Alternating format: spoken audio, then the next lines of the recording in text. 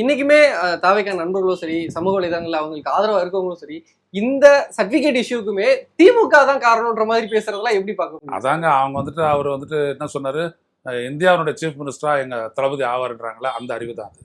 Okay. அத ஒண்ணும் பெருசா எடுத்துக்கிற லெவலுக்கு ஒண்ணும் இல்லைன்றீங்களா சார்? சார் நான் என்ன சொல்ல வரேன்னா, விஜய்க்கே கதை சொல்லி மாளல. விஜயனுடைய ரசிகனுக்கு எங்க சொல்லி மாள்றது?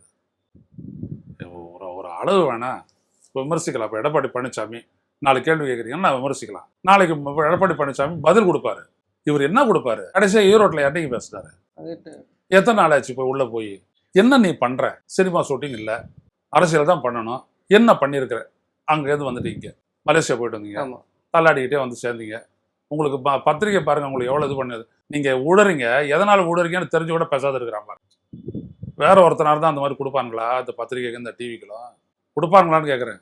விஜய்க்கு அந்த சொகுசு இருக்குன்னு நினைக்கிறேன். என்ன இவ்வளோத்தையும் கொடுத்தவங்க கூட நீ அரசியல் பண்ண தெரியலன்னா அப்புறம் என்னத்துக்கு உனக்கு அரசியல்?